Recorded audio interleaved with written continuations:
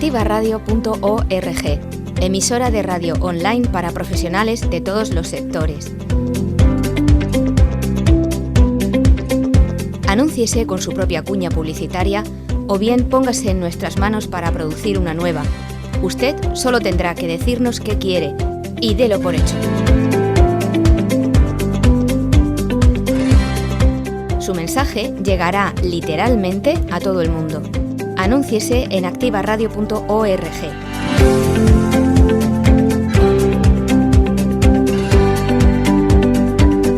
Contacte por correo electrónico en el buzón publicidad@activaradio.es o por teléfono y WhatsApp al 656 981 607.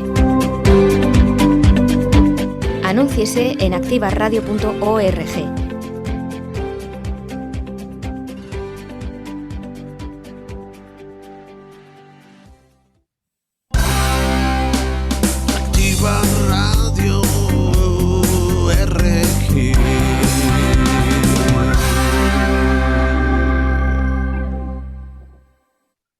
Muy buenas tardes, amigos, bienvenidos a este nuevo programa de A Bordo de la Victoria. Antes de dar paso a nuestro capitán Andrés Sánchez Caballero, recordaros el teléfono del WhatsApp de activaradio.org, donde podéis trasladar todas vuestras preguntas a nuestros invitados.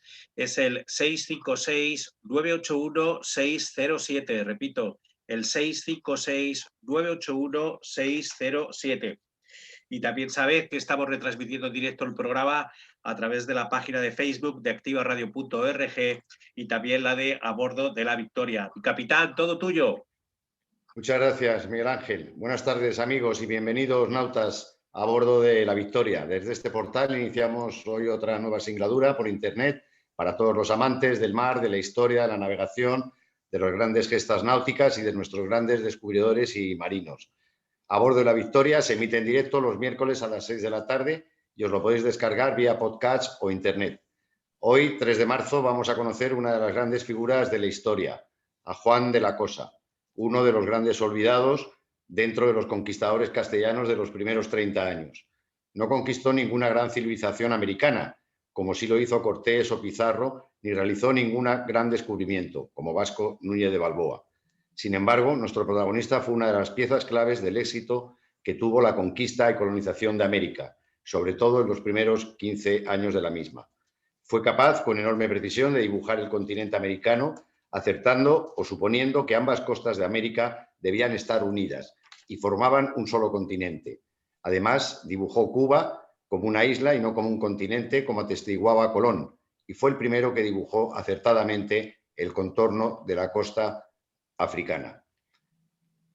Para conocer la figura de Juan de la Cosa, contamos con inestimable colaboración de Manuel Sieria Valpuesta. Es licenciado en Ciencias Económicas por la Universidad Comercial de Deusto.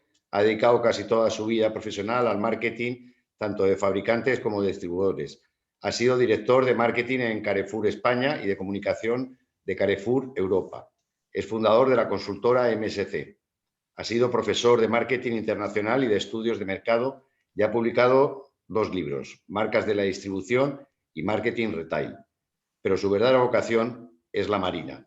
Oficial de complemento de la Armada y capitán de yate, es miembro de las juntas directivas de las milicias navales universitarias y de la Real Asamblea Española de Capitanes de Yate.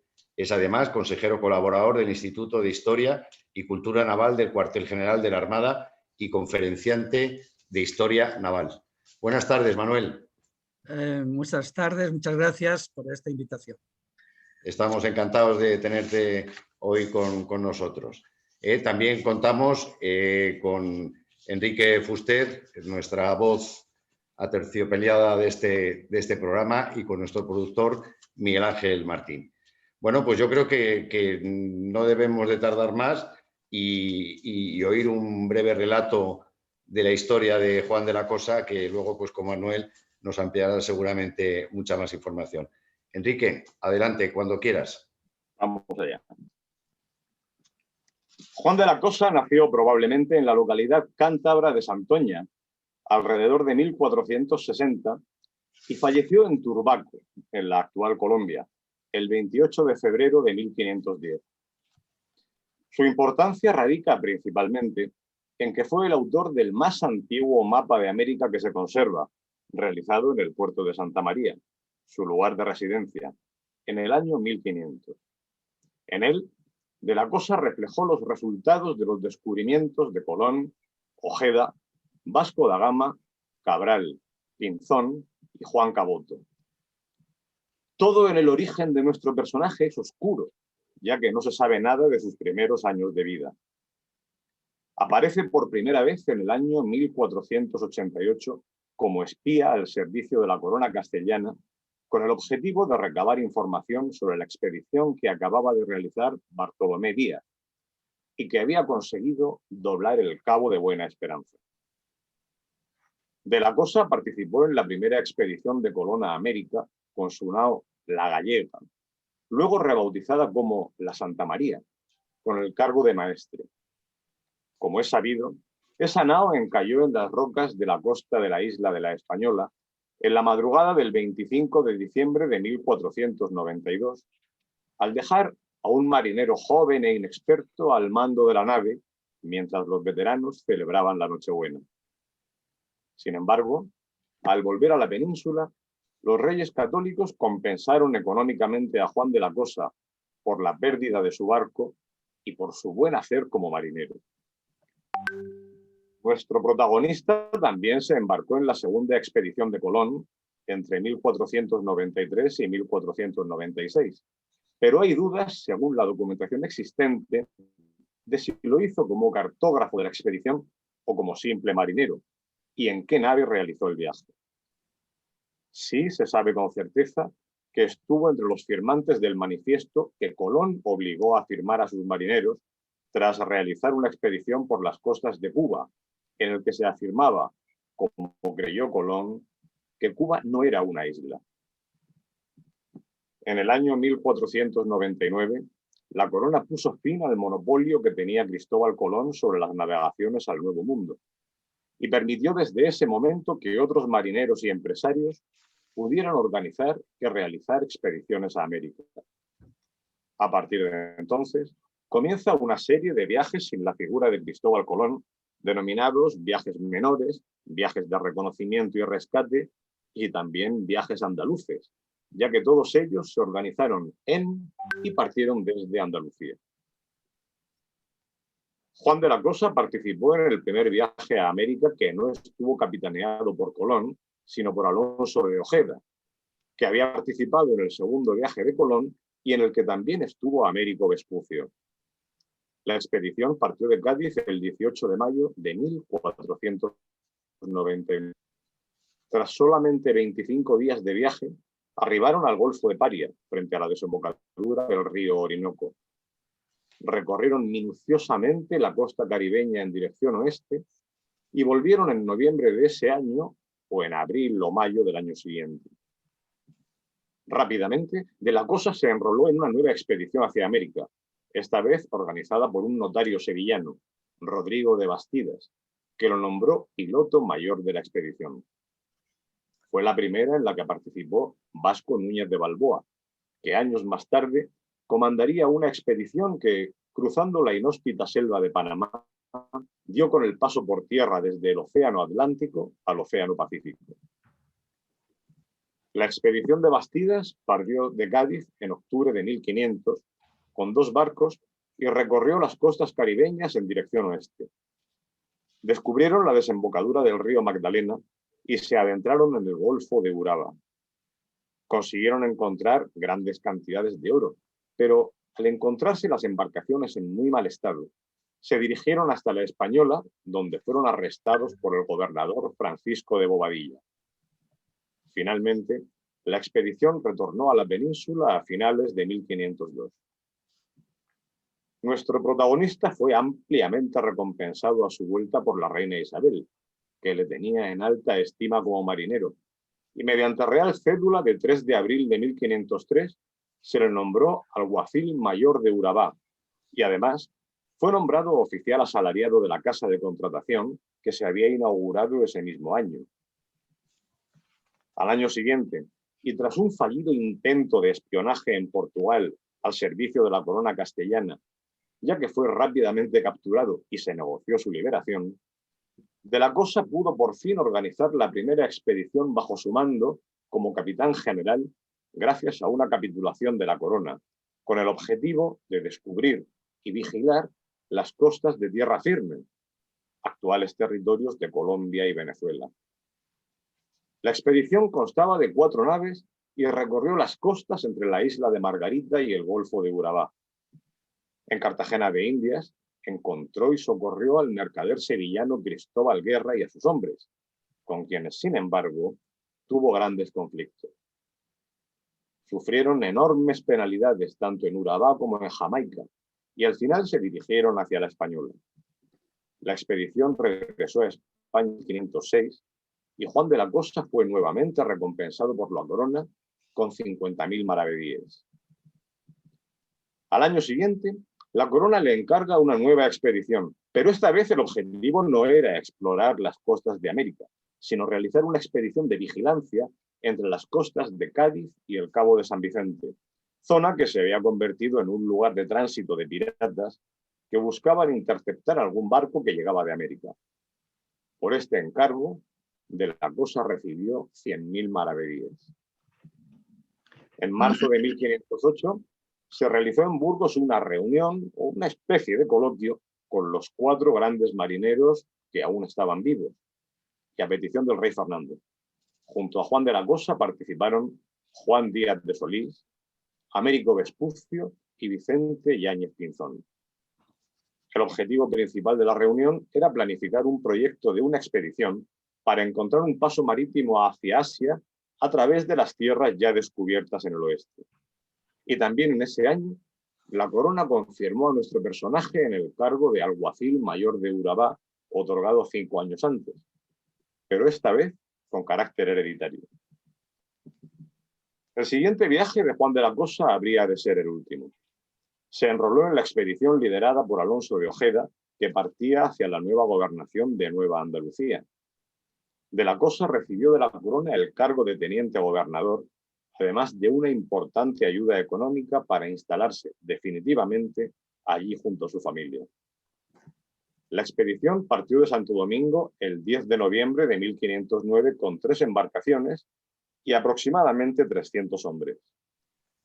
Nuestro protagonista resolvió la disputa entre los 2 nuevos gobernadores, Ojeda y Nicuesa, sobre qué lugar exacto del Golfo de Urabá habría de ser el límite de sus respectivas gobernaciones, señalando el río Atrato como la frontera entre Veragua y Nueva Andalucía.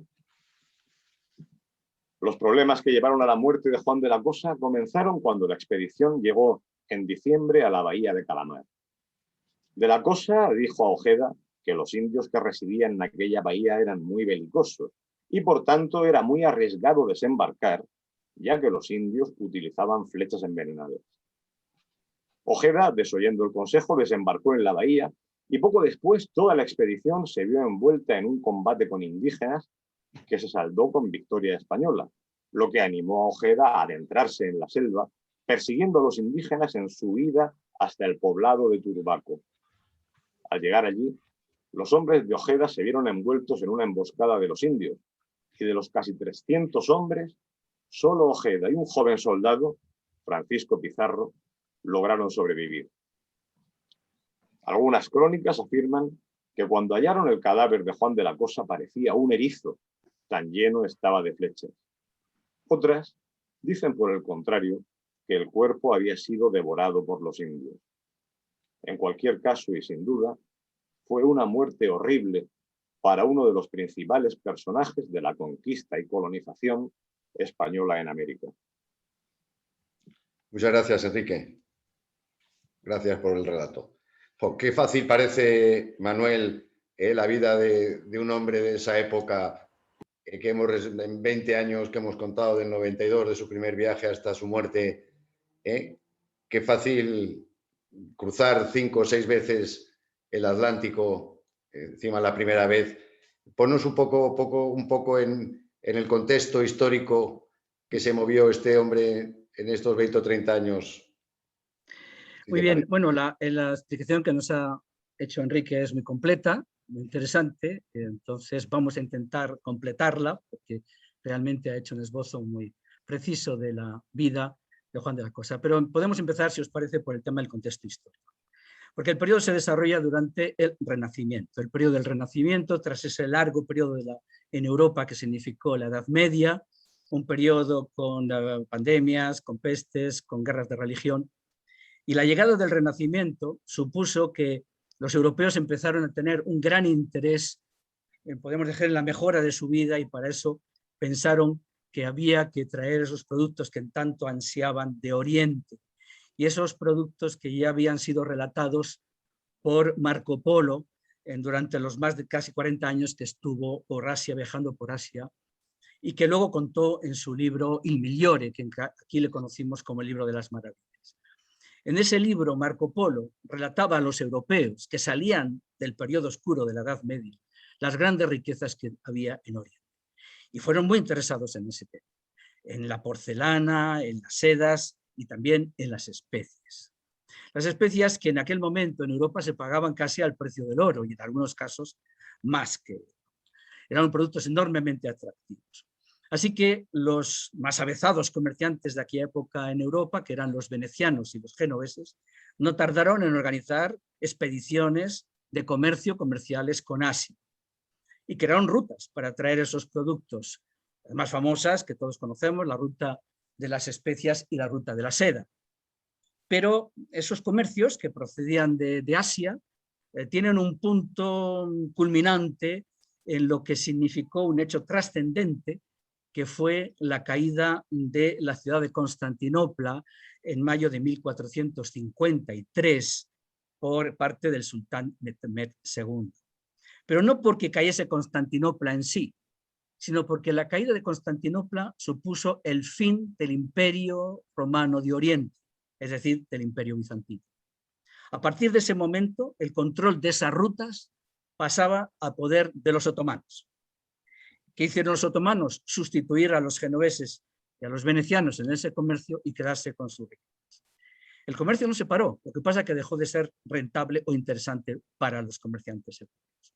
¿Qué hicieron estos? Buscar otras vías, otras maneras de juntarse con los asiáticos, con el Gran Khan, y traer esos productos hacia Europa. Como las vías terrestres las habían cortado los otomanos, no les quedó más remedio que buscar rutas marítimas. ¿Y quién inicia este comercio a través de las rutas marítimas? Lo va a iniciar Portugal.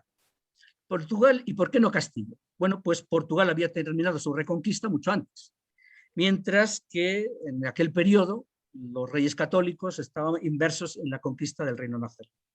Así que Portugal inicia ese proceso de la búsqueda de las rutas marítimas. ¿Y cómo intenta llegar hasta Asia? Intenta llegar por el camino del este. Va conquistando distintas islas del Atlántico, primero las Azores, luego las Islas Madeira, las islas de Cabo Verde, toma asentamientos en toda la costa africana, va bajando por toda África hasta que en el año ya 1488 Bartolomé Díaz, ese gran navegante portugués, llegó y encontró el paso de África, esa barrera que había significado África para llegar hasta Asia. Llegó al Cabo de Buena Esperanza, y una vez que llega al Cabo de Buena Esperanza tenían el camino abierto por el Índico hacia la India, hacia China y hacia las Islas de las Especies. Bien, ¿quién inicia este proceso en Portugal? Podemos buscar incluso un personaje, que es Enrique el Navegante. Enrique el Navegante, el duque de Viseu, llamaban Enrique el Navegante, aunque él nunca navegó. Realmente podemos llamar un teórico, pero fue el hombre que desarrolla la carabela, es el hombre que participa en la toma de Ceuta y que desarrolla también algunos de los descubrimientos de las islas del Atlántico. A su muerte, a través de lo que se llegó a denominar el Gran Comercio de Sagres, pues los portugueses habían iniciado y descubierto el camino para traer las riquezas de Asia hacia Europa por el Índico a través de la ruta africana. Bien, este comercio de Portugal, vuelvo a decir, Castilla todavía estaba inmersa en la Reconquista. Castilla se lo va a reconocer en el Tratado de Alcasovas, que se firma en el año 1479 entre Isabel de Castilla y Alfonso V de Portugal. Por este tratado se delimita las soberanías de estas dos potencias marítimas, de Castilla y Portugal, a través de un paralelo que se establece en el Cabo de Bojador, que está en 26 grados norte de latitud. Es decir, que a partir de esa línea, para el norte quedaba la soberanía castellana y al sur la de Portugal. Con lo cual los portugueses aseguraban que los castellanos no tomasen la ruta africana para llegar a las riquezas. Bien, y además estaba ratificada por los papas. Pero una vez que, podemos decir, la reconquista se termina con la toma de Granada en enero de 1492, las cosas cambian. Ya Isabel de Castilla, que había recibido hacía 6 años a Colón y que había recibido de él la propuesta de llegar a Asia navegando hacia el oeste, no por la ruta africana, sino por la ruta del oeste, empieza a interesarle el proyecto.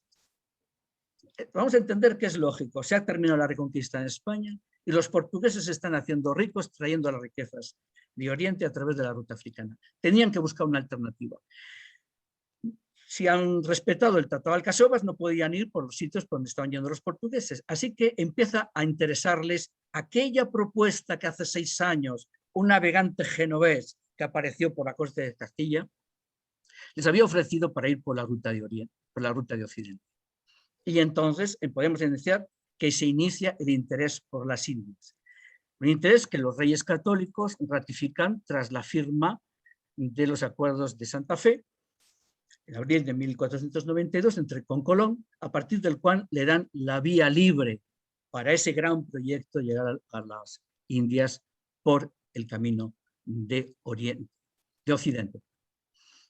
Firmado este acuerdo, los reyes católicos van a ir a la vía de Palos, con el cual tenían algunos tipos de conflictos de pagos, para que pongan las naves para que Colón desarrolle esta expedición.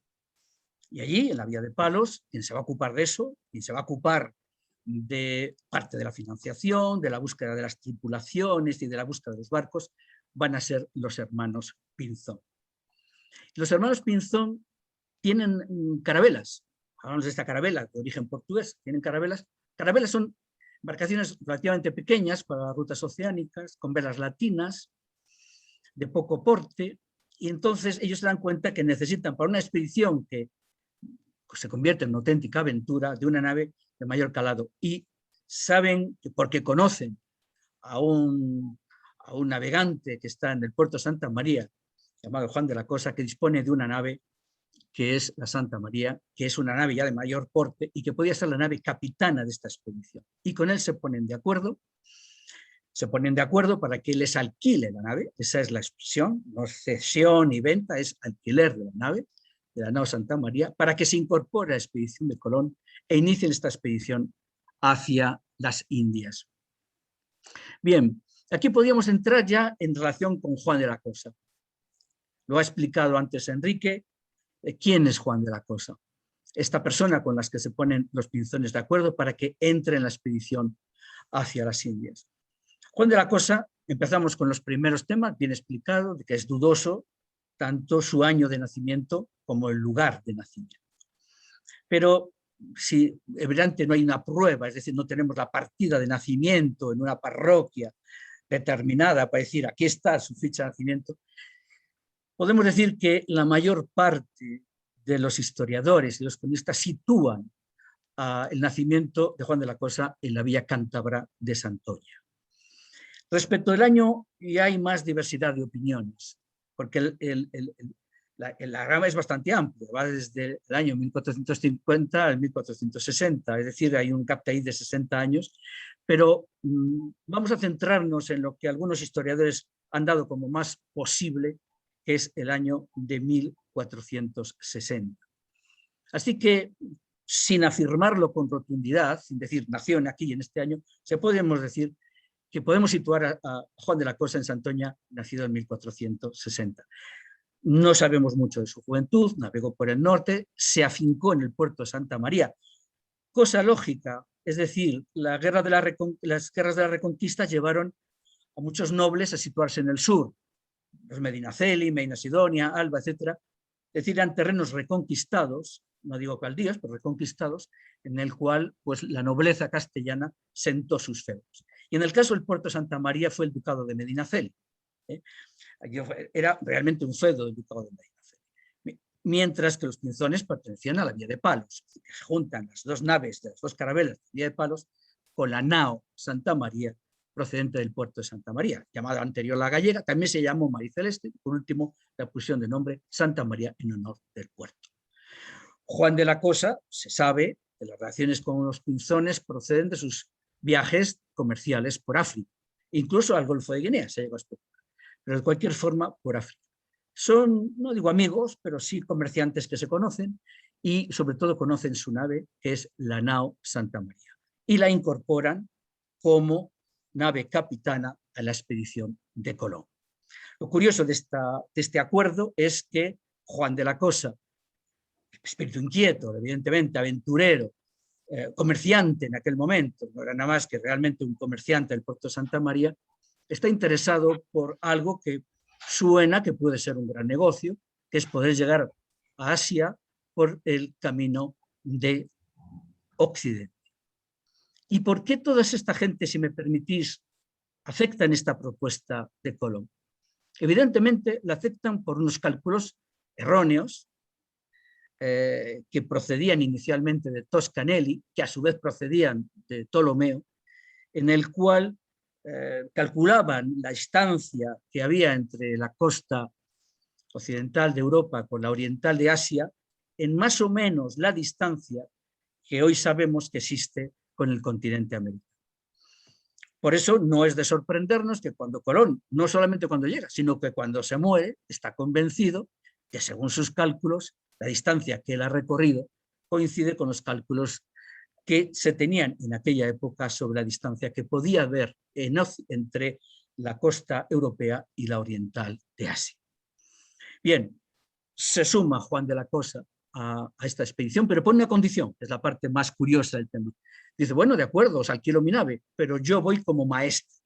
Evidentemente nadie podía discutir la autoridad de Colón, y conociendo la personalidad de Colón, era inimaginable que alguien pudiese decir que estaba por encima de su autoridad de esta expedición.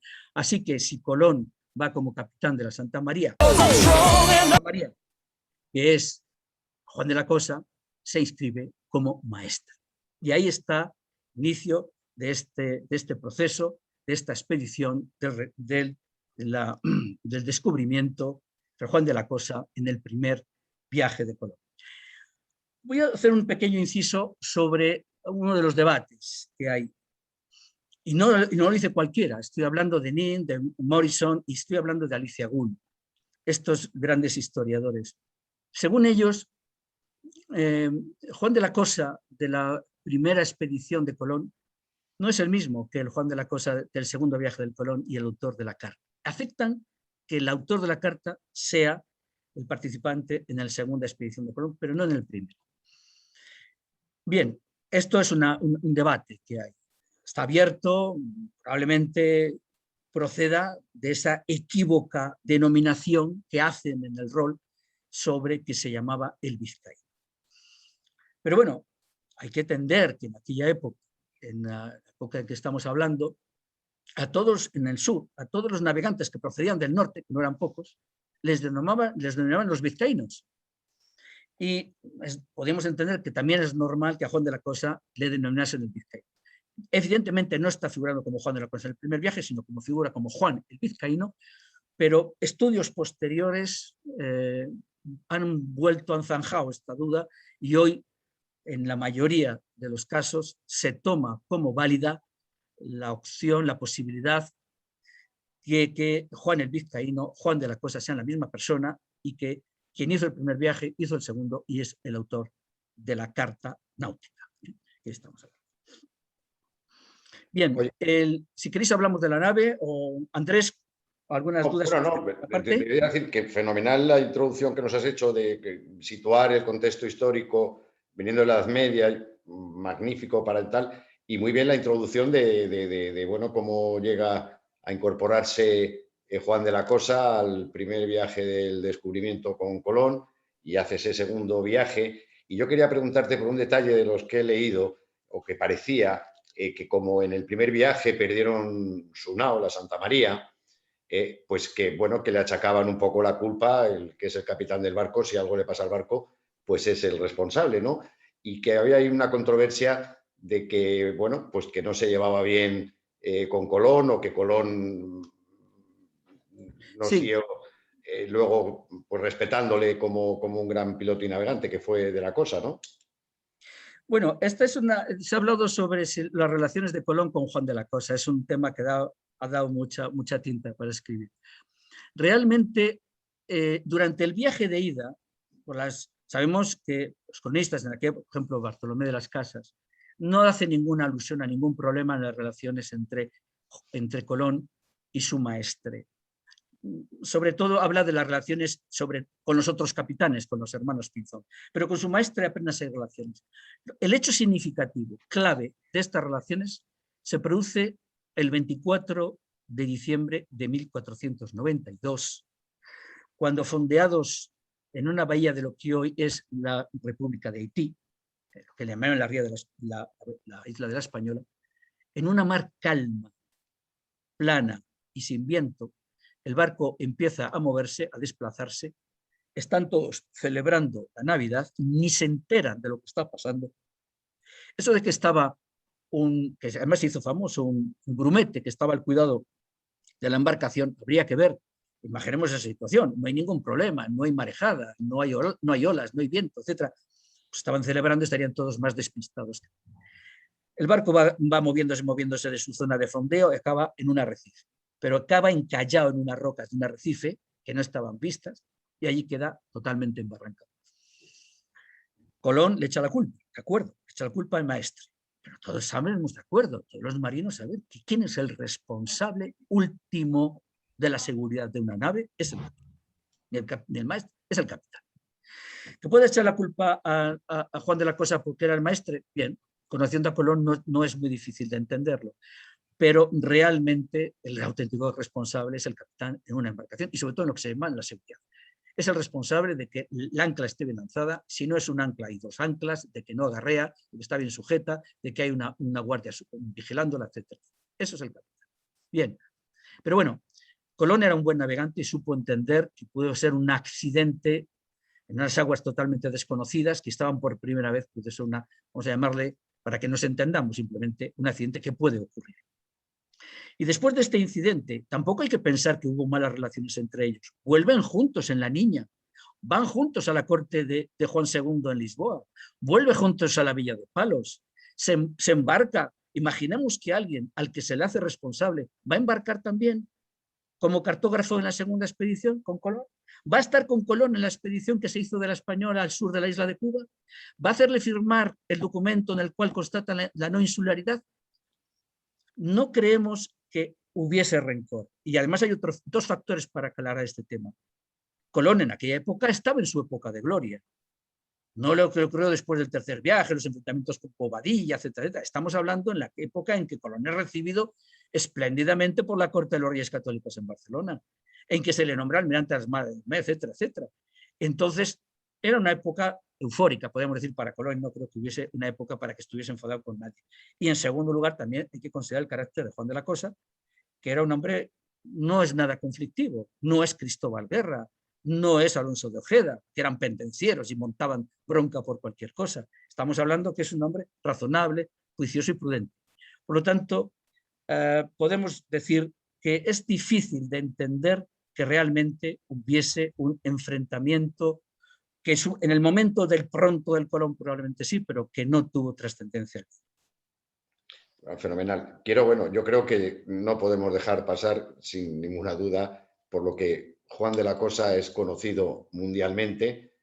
Los que nos gusta un poco más ampliar la historia de estos navegantes, pues sabemos que hizo otras grandes gestas, que ser cartógrafo en esa época, piloto, maestre, era muy arriesgado, muy complicado cruzar tantas veces el Atlántico, pero realmente, bueno, lo que le distingue de otros muchos marinos que también estuvieron en esa azarosa vida, pues es la carta.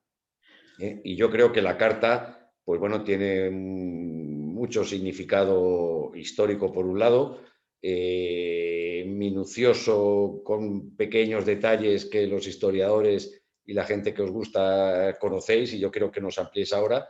Y luego, bueno, pues su pérdida, como otras muchas cosas del patrimonio, y su aparición, que, pues bueno, tenemos la suerte de conservarla y tenerla en el Museo Naval de Madrid.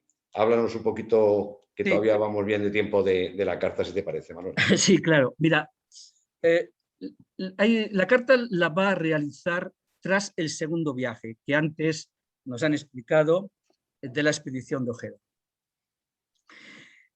Ya ha hecho en aquel momento, que es el año 1500, ya ha hecho 2 viajes con Colón, el primer viaje y el segundo viaje es con Colón, y ha hecho la expedición de Ojeda.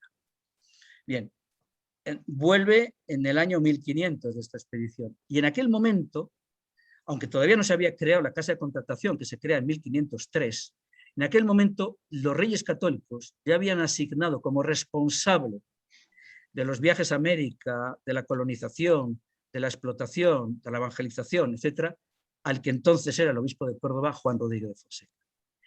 Y Juan Rodríguez de Fonseca también no es una cosa que esté totalmente confirmada, pero es la creencia más desarrollada, es que es él el que pide a Juan de la Cosa, que acaba de venir por tercera vez de América, que dibuje la carta de los nuevos territorios conquistados o explorados. Y eso se pone, esa misión se pone Juan de la Cosa en el año 1500. ¿Cómo desarrolla esa carta? Inicialmente, si vemos la carta, no es una carta de navegación porque está llena de dibujos y de ilustraciones, es una carta muy bonita, por decirlo de alguna manera. No es una carta práctica, mide 2 metros por 1. No es algo que en una embarcación como esa se puede llevar. Es realmente una carta para la Casa de Contratación, para la formación de los pilotos mayores probablemente, y probablemente también para presentar a los reyes, para que conociesen las nuevas tierras conquistadas. La carta es una carta que está hecha sobre pergamino, está hecha sobre piel de ternera, son 2 trozos de piel de ternera pegadas por el centro, no tiene coordenadas geográficas, tiene 2 líneas horizontales dibujadas, una es el trópico de Cáncer y el otro es el Ecuador, tiene una línea vertical que es una treza meridional, probablemente, según algunos autores, una representación del Tratado de Tordesillas. Digamos que el Tratado de Tordesillas, que se firmó después de Alcasova, se firmó en el año 1494, las delimitaciones de soberanía se fijaban en 370 leguas al oeste de las islas de Cabo Verde, soberanía a la izquierda para Castilla y a la derecha para Portugal. Por lo tanto, América entraba en el trozo, podríamos decir, de soberanía castellana, exceptuando ese pico, que fue lo que sirvió a los portugueses para las tomas de territorio en lo que hoy es la zona de Brasil. Bien, pero centrando más en la carta. Él dibuja esta carta, y si entrando más en detalle, si la tuviésemos delante, vamos a hacernos unas, porque todos tenemos que tener de alguna manera la carta en la cabeza. ¿Qué pinta en la carta? Pues mira, la parte de Norteamérica no la conocía, evidentemente, pero la parte norte de América la pinta por la información que recibe de Juan de Caboto. Juan de Caboto, en el año 1497, se había puesto al servicio del rey de Portugal, Enrique VII, que es el primer rey de la Casa Tudor, y que había organizado una expedición desde Bristol para, sabía desde el año 92 que se habían descubierto nuevos territorios, para que por la parte norte descubriese los nuevos territorios. Y allí fue Juan Caboto. Esa información de Juan Caboto llega a la corte británica, a la corte inglesa, y allí se informa, se entera el embajador Ayala, embajador de español, que estaba allí, y le manda la información a los reyes católicos. Los reyes católicos, lógicamente, se la pasan a la Casa de Contratación, y de la Casa de Contratación tiene acceso, estamos hablando del año 1497 y la carta es de 1500. Es decir, en aquella época las comunicaciones iban lentas, pero 3 años sí daba para que una información procedente de Londres llegase a la Casa de Contratación de Sevilla. Y allí, con esa información, pinta los trazos que hoy conocemos de lo que hoy la costa norteamericana. La parte de Centroamérica era totalmente desconocida, y como no había nada, ¿qué hace Juan de la Cosa? Pone encima una imagen de San Cristóbal. Unos dijeron, es un honor a Colón, otro que es el patrono de los navegantes, de los comerciantes, El caso es que hay una figura de San Cristóbal con el niño al hombro, etc. Y ahí sí debajo es un dato muy significativo, porque hay una frase que dice: Juan de la Cosa hizo esta carta, o la hizo esta carta, en el año 1500 en el puerto de Santa María, que es auténtica firma de quién es el autor de esa carta. La Corte Norte de Sudamérica procede de los viajes que le había hecho en el año 1499, pero también de Lepe, de Yáñez Pinzón, de Cristóbal Guerra, de Ojeda, es decir, todos los navegantes que habían navegado por aquellas costas antes del año 1500. También hay que entender Cuba. Cuba es verdad que solo se la da la vuelta unos años después, pero en el año 1500, aunque no estaba representada, y aunque Juan de la Cosa había firmado de que no era una isla, se lo firmó en el segundo viaje a Colón, realmente ya habían producido algunos viajes interinsulares y ya había la creencia general de que Cuba era una isla. En el centro del Atlántico pinta a la Virgen María con los angelitos, símbolo de la Navidad. La parte de lo que hoy es Brasil, por decirlo de manera, se la adjudica a Vicente Yáñez Pinzón, que había llegado a la costa norte de Brasil algunos meses antes que Álvarez Cabral. La costa, podríamos decir, de mediterránea de Europa está perfectamente pintada porque procedía de los portulanos que se conocían ya desde la época de los romanos. Es interesante el caso de África, porque África realmente, claro, había llegado ya Bartolomé Díaz en 1488, por lo tanto en 1500 ya se sabía dónde se producía el cruce hacia el Índico. Pero el interior es totalmente desconocido. En el siglo XV nadie había penetrado en África. 20 kilómetros, 30 kilómetros, pero todas situaciones de los europeos estaban implantadas en la costa. Sin embargo, va a pintar a la reina de Saba, con su manto y su espada, etc. Pinta a Alejandro Magno, con la ciudad Alejandría que él fundó, y debajo, ya pura leyenda, al preste Juan, en esa leyenda del famoso reino cristiano rodeado de musulmanes, que él coloca en Abisinia. El caso de Asia, en la parte sur, pinta la India con naves portuguesas, símbolo de la llegada de Vasco de Gama. Y en la parte norte, los Reyes Magos, símbolo de las rutas terrestres que se habían producido hasta entonces y que procedían de Asia. La carta es una carta de estilo de las mallorquinas, etc. También se plantea una duda de quién es el autor. Se dijo, Juan de la Cosa era un cartógrafo, pero no pintaba con esa precisión, vírgenes, santos, reyes.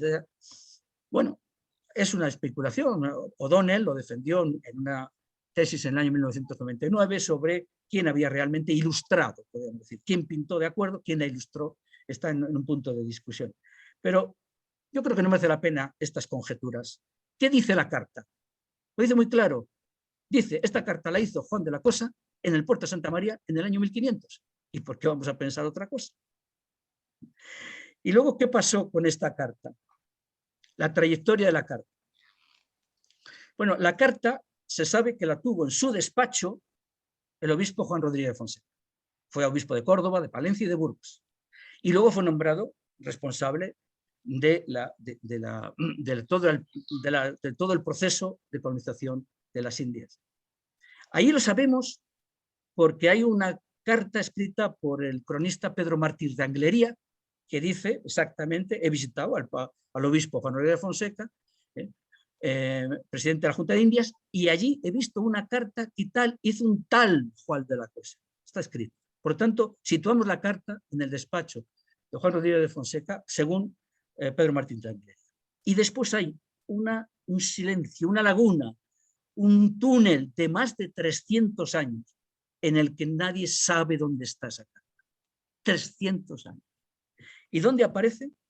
Pues aparece en París, en un buquinista, como dicen allí, un chamarilero, y la encuentra el naturalista francés y el diplomático y aristócrata, el barón de Valquenaer. La compra por unos francos, se la lleva a su casa, va descubriendo la importancia, la trascendencia de esa carta que acaba de comprar. El barón de Valquenaer había sido presidente del departamento de mapas de la Biblioteca de París. Sabía de qué hablaba, pero no la compra para la Biblioteca de París, la compra para él y se la lleva a su casa. Y allí, estando en su casa, para darle valor, credibilidad, invita a conocerla nada menos que al barón de Humboldt, que lo introduce en sus escritos. He estado en casa de Valquenaer y allí he visto una carta, Juan de la Cosa, etc. Bien, hasta su muerte la tiene el barón en su casa de París, y a su muerte sus herederos deciden liquidar su patrimonio y entre ellos la carta. La ponen en pública subasta. Casualmente hay un diplomático español, Ramón de la Sagra, que se entera y llama automáticamente, inmediatamente, se pone en contacto con el gobierno español y dijo, esto no puede ser, esta carta es un tesoro nacional, esto es como la dama de Elche, esto no puede estar fuera del país, hay que sacarla, hay que llevarla como sea. Y efectivamente le facultan para pelear por esa carta en la subasta y la consigue, precio importante, francos oro, vamos a decir una cifra que ahora no podemos trasladar, pero la consigue a pesar de que había varias bibliotecas europeas interesadas en ella. Se trae a España y desde entonces, desde el año 1853, está en el Museo Naval de Madrid, donde todos podemos ir a verlo. Es un auténtico tesoro de la cartografía mundial, probablemente la joya indudable del Museo Naval. Es fenomenal que nos has explicado la carta y que efectivamente yo he ido muy de crío. Mi padre estuvo al lado muchos años en el cuartel general de la Armada y ir al museo, bueno, era uno de nuestros atractivos en muchos años. Ya he visto muchas veces. Oye, bueno, nos quedan como 15 minutos, más o menos. Yo creo bueno, que hay dos cosas, bueno, un poco por ser comunes en muchos de estos hombres que iban a estas expediciones, que es un poco que nos hables de su muerte, que aparentemente trágica, y bueno, yo creo que podemos dedicarle luego unos minutos pues, a glosar su personalidad, ¿no? y el aporte de lo que hizo un hombre como él, quizás de los menos conocidos, y que bueno, es uno de los motivos de este programa, el resaltar el esfuerzo, el trabajo que hicieron muchos castellanos, muchos españoles, en la conquista del Nuevo Mundo y bueno, pues poner a cada uno de ellos en su sitio y intentar pues, dejar para la gente quizás un poco más joven y bueno, y para alguna gente pues esa leyenda negra de los hombres que salieron de la península ibérica y que bueno, pues todos creemos que lo que hicieron fue una labor espectacular, que empezar a conocer el mundo, ya con también en el descubrimiento y eso que hemos hablado en otros programas, y es el título de este programa, A bordo de la Victoria, pues ese viaje épico de Magallanes y sobre todo del Cano, que fue el que consiguió pues unir y conocer todos los mares y ver que el mar quizás era mucho más rápido de llegar y de conocer culturas por el mar, ¿no? Entonces me gustaría un poco que nos hicieras hay unas pinceladas de su muerte y luego, pues eso, si podemos realmente tú que nos expliques qué aportó este hombre como un gran descubridor. Bien, bueno, el resumen que se ha hecho antes, estamos hablando de los viajes que hizo a América. Colonizó 4, le hizo 7, 6 seguro, 7. El primer viaje de Colón, el segundo con Colón, el tercero con Ojeda, el cuarto con Bastidas, el quinto es él es el capitán de la expedición. El sexto es discutible. Hay algunos autores que dicen que sí se hizo, otros como Bustamante no, Leguina dice que sí. Hay discusión sobre el sexto viaje. De cualquier forma fue un viaje muy corto, no le dio tiempo. En 1507, en verano, está haciendo la carta. Al final del verano de 1507 está haciendo las expediciones a la protección de las costas de Cádiz y en marzo de 1508 está en Burgos. Bueno, se puede ir a América, pero si fue ir y volver. El séptimo viaje es el que nos atañe ahora frente a... Porque en esa junta de Burgos, que había organizado el rey Fernando, que entonces era regente de Castilla, la junta de Burgos se hace en 1508 y la reina Isabel había muerto en 1504. En esa junta de Burgos se están juntando, como hemos oído, los más importantes navegantes. Vespucio, Díaz de Solís, Yáñez Pinzón y Juan de la Cosa. Ahí se produce, en esa reunión, en Burgos, se producen dos nombramientos. El de Nicuesa como gobernador de lo que entonces se llamó Castilla del Oro y el de Ojeda como gobernador de Andalucía la Nueva. Bien, ahí también se le confirma como alguacil mayor de Urabá, que era un cargo que se le había concedido ya en el año 1503. Pero al nombrarle alguacil mayor de Urabá, se traslada con la familia a vivir a la isla, a Santo Domingo, a la isla de la España, con su mujer, con la que se había casado antes del segundo viaje, y con sus hijos. Se instala en Santo Domingo. Allí, el primero es terciar en el pleito que se ha montado entre Nicuesa y Ojeda en la delimitación de sus territorios respectivos de gobernabilidad. La solventa Juan de la Cosa. Pone, hemos oído, un río, de este río para ti, este río para ahí, para allá. Ojeda le invita a que le acompañe al inicio de la colonización de su gobierno, la zona de gobierno, que es Andalucía la Nueva, y parten hacia lo que hoy es Cartagena. Pero antes de llegar, Juan de la Cosa le previene a Ojeda que esa costa está llena de indios hostiles, de indígenas hostiles. Y algunos justifican, porque ya habían estado contratos con una persona bastante conflictiva, que fue Cristóbal. Pero bien, Ojeda dice, no tengo problema, y decide desembarcar en Bahía Calamar, que es donde estaban las tribus más belicosas. Allí les están esperando los indios en la playa, inician una batalla, efectivamente salen con sus armaduras, etcétera, etcétera, y consiguen dispersar a los indígenas. Estos huyen por la selva y va el Ojeda, típico en su personalidad, alocada, pendenciera, etcétera, etcétera, va detrás de ellos. Se meten en la selva y allí ya la selva no era el territorio. Allí los indígenas llevaban las de ganar, con dardos, flechas envenenadas, etcétera, subidos a los árboles, escondidos entre la espesura, les hacen una emboscada y van cayendo uno tras otro todos. Ojeda, que era un gran militar, era un hombre de pequeña estatura, pero era muy ágil, muy buen soldado, consigue escapar con algunos hombres, pero la mayoría, y sobre todo los hombres que acompañaban a Juan de la Cosa, van cayendo uno tras otro en ese ataque en la ciudad de Turbaco, en la villa de Turbaco. Bien, ¿cómo muere?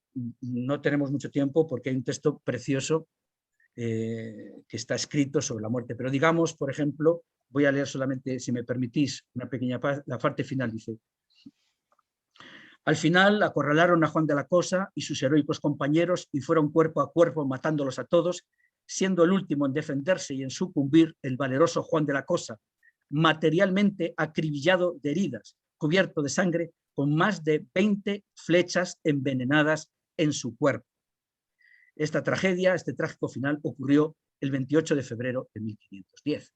Esto está escrito por Antonio Vascano y ilustra perfectamente lo que ocurrió. Es decir, tuvo una muerte terrible, sobre todo con flechas envenenadas, que le causaban enormes hinchazones, creo que además el cuerpo se le puso morado, en fin, los fueron intentaron rescatarle, le encontraron en una situación terriblemente mal.